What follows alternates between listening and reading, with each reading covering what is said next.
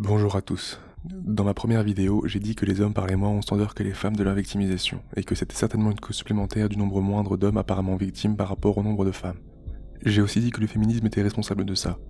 Voici donc quelques extraits d'illustrations en ce qui concerne les médias uniquement. Je parlerai d'autres aspects comme les universités par exemple dans d'autres vidéos.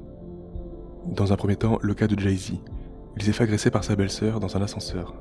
Quelle a été la réaction des médias ? Qu'a-t-il bien pu faire pour l'énerver ? The video shows Solange punching, hitting, kicking and clawing at the famed rapper. The entertainment world was abuzz with questions such as, why did Beyoncé not react at all to the incident? And of course, why did Solange attack Jay-Z in the first place? Was it because of money? Was Jay-Z caught cheating? Did he say something insulting to his sister-in-law? Or was it simply a case of too much alcohol and too many flashing lights? Le deuxième est un extrait d'une interview de Katie Brooke. Elle a aimé faire subir des violences conjugales, frapper son concubin avec le poing, et personne n'en est choqué. Au contraire, ils en rigolent. I headed back to the table. I saw Danny walking towards me. This is in Las Vegas. Babe, he said, I've been looking for you. I punched him straight in the face. Yeah. Deny that. It's true, I did both of those things. And this is, you know, I'm not saying I'm an angel. Sure. And I'm not saying that things I've done are right. I'm not saying that's the right thing to do at all. But yeah, I mean, I guess I get some of that fiery passion from my parents. Yes, I guess so. Not that I'm going to make a habit of doing that in the future. I'm just going to pick more wisely in the kind of men I be with. Le troisième extrait présente Amy Stanton, une candidate de télé-réalité qui a sexuellement agressé le présentateur de télé Tommy Little. Tout le monde rigole, y compris la victime. When did we meet, Amy? A few years ago, actually. And what happened? I went to get a picture with you after the show and I kind of got dared to grope onto your downstairs region and you were very shocked. So I've still got the picture on my phone. I think you got removed by security. I did get removed by security and then you blocked me on Facebook. Où sont les féministes pour condamner tout ça ? Même si une femme avait rigolé après avoir subi ce genre de victimisation, les féministes auraient gueulé en disant qu'elle avait intériorisé je ne sais quoi. La sécurité a dû intervenir, il l'a ensuite bloqué sur Facebook. Clairement, on peut difficilement dire qu'il a apprécié ou qu'il était consentant ou je ne sais quoi.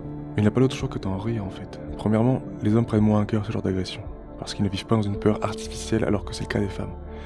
Et si vous pensez que je dis n'importe quoi, alors je vous renvoie aux chiffres des agressions dans la rue, jumelés aux chiffres du sentiment d'insécurité dans la rue. Les femmes sont victimisées dans la rue aussi souvent que les hommes, à peu de choses près. Mais leur sentiment d'insécurité, lui, est 2 fois plus grand.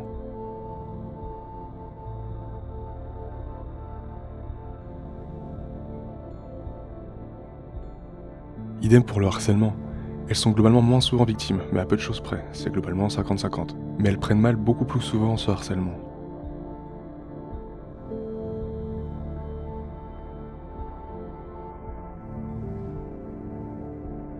Et deuxièmement, les hommes n'ont pas d'autre choix que de ne pas mal le prendre. Il n'y a aucune aide, aucune attention, aucune empathie ni compassion envers les hommes.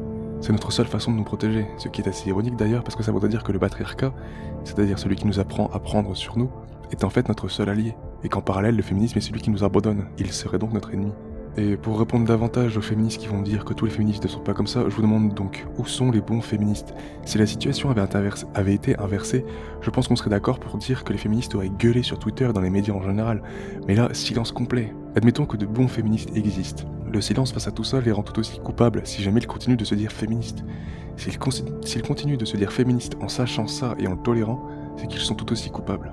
Oh, en fait, je viens de voir ça, ils en ont parlé en fait, pour dire en substance que c'était tout à fait normal de ne pas défendre cet homme, littéralement parce que c'est un homme, et qu'il n'appartient pas à la gente féminine. Well, look, I can understand why some viewers think this is a double standard, but from my perspective it's not, because if the gender roles were reversed, you are looking at a different context. We live in a world where women deal with extreme sexism just on a daily basis, and in the overwhelming majority of sexual assault cases, it is a woman who's a victim and a man who's the perpetrator. When it happens to a man, there is a reason that we laugh, because it subverts those norms that we're used to. I think what she did was inappropriate and it was awkward, but it's just never going to be the same, it's never going to be as threatening. He had to block her on Facebook though, and he had to have... Isn't this again though the entire problem of seeing something entirely through the prism of ideology? When it happens to a man, there is a reason that we laugh, because it subverts those norms that we're used to.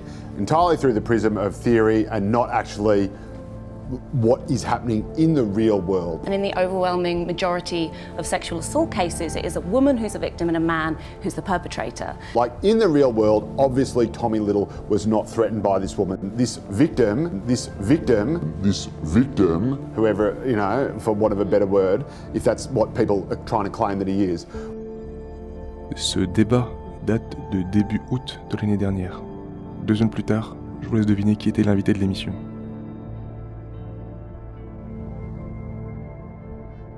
Dans le 4e extrait, on peut voir à quel point le féminisme est malhonnête sur les droits des hommes. Le sujet est la dépression des hommes en particulier. Combien d'hommes sur le plateau? Aucun. Que des femmes et un cuck. Le sujet porte aussi plus particulièrement sur la part de responsabilité du féminisme dans cette dépression accrue des hommes. Là encore, il n'y a pourtant que des féministes sur le plateau. Ça a autant de valeur que si des nazis débattaient du malheur qu'ils infligent aux juifs. On peut pas être accusé et juge. Il aurait fallu si possible des personnes neutres et bien évidemment l'avis des concernés. Et c'est justement ce qu'ils avaient fait l'année d'avant. Ils avaient invité un homme qui parlait précisément de ce sujet et correctement en plus.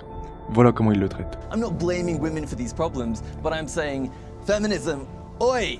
It's time we started sharing the platform here. Peter, do you have a girlfriend? No, I don't. I'm single. Honey. Dans leur discussion, ils finissent par conclure que le féminisme n'est pas responsable, et pire encore, qu'il faut en fait le remercier étant donné que c'est lui qui nous a permis d'en parler. Tout le long de ce florilège succinct, le patriarcat est absent. Il n'y a que le féminisme. Ce sont les féministes qui nient les problèmes des hommes sur les chaînes de télé. Ce sont eux qui se moquent des hommes battus et agressés sexuellement. Alors est-ce si présomptueux de penser que les hommes ne reportent pas les agressions qu'ils subissent lors des sondages, en partie à cause de cette minimisation, voire négation constante de leur victimisation? De deux choses l'une. Ou les hommes sont plus forts que les femmes et ne prennent pas mal les agressions qu'ils subissent, ou le féminisme empêche les hommes de prendre conscience de ces agressions tout en prétendant faire le contraire. C'est l'un ou l'autre, ou les deux.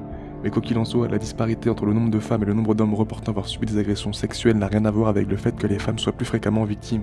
Les femmes sont simplement plus fragiles psychologiquement en moyenne, et incapables de supporter tout ce que les hommes subissent au quotidien. Et je n'ai pas dit trop fragiles, mais plus fragiles en moyenne. Il s'agit d'une observation et non d'un jugement. Ce n'est pas grave si les personnes étant fragiles sont en majorité des femmes. Ça ne veut pas dire que les femmes sont inférieures ou quoi que ce soit. Et comme je l'ai dit plus haut, cette fragilité est en partie une construction sociale induite par le gynocentrisme des féministes et de la société en général. Voilà donc pour ce rapide complément. Ce qui est marrant pour finir, c'est que les chaînes de télé suppriment tous les commentaires. Et quand ils ne le font pas, voilà ce qu'on a comme commentaire. Je vous encourage fortement à visionner la vidéo en question pour voir la malhonnêteté des féminismes sur le plateau. C'est pas limité aux émissions que je vous ai montrées.